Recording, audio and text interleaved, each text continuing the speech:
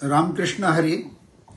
श्री विठ्ठल रुक्मिणी मंदिरे देवस्थान समितीच्या वतीनं व नित्योपचारच्या विभागाने श्री विठ्ठलाच्या व माता रुक्मिणीच्या मूर्तीस जो अभिषेक केला जातो तो अभिषेक पुरातत्व विभागाच्या मार्गदर्शनानुसार व त्यांनी दिलेल्या नियमावलीतच आम्ही रोज करत असतो.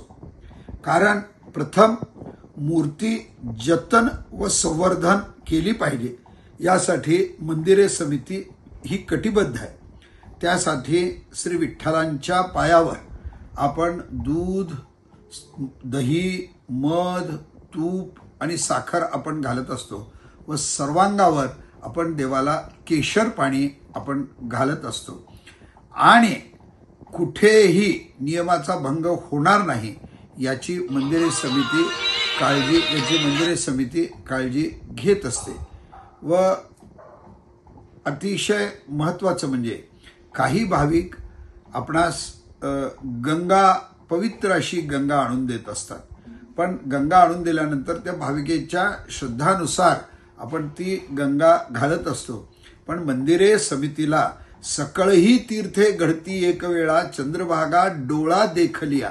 नुसतं डोळ्याने चंद्रभागा जरी बघितली तरी सर्व तीर्थांचं पुण्य मिळतं. जेव्हा नव्हती गोदा गंगा तेव्हा होती चंद्रभागा. त्यामुळे चंद्रभागेचं पाणी सुद्धा ज्यावेळेस ग्रहण लागतं व ग्रहण लागल्यानंतर आपण चंद्रभागेच्या पाण्यानंच श्री विठ्ठलास व माता रुक्मिणीस आपण अभिषेक करत असतो. त्यामुळे निश्चितच कुठल्याही पावित्र्याचा भंग झाला नाही. चंद्रभागेचा अवमान मंदिरे समिती कधीच करणार नाही. चंद्रभागेमध्ये एक आंघोळ जर केले तर सगळ्या तीर्थाचं पुण्य मिळतं.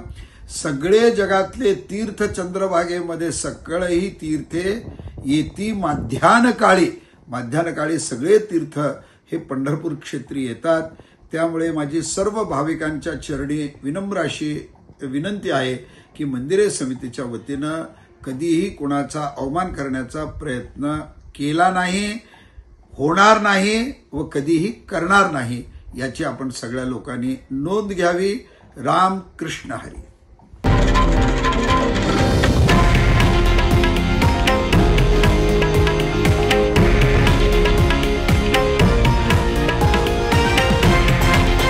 हे आहे देशातील नंबर 1 न्यूज नेटवर्क आणि आपण पाहत आहात TV9 मराठी, एकमेव.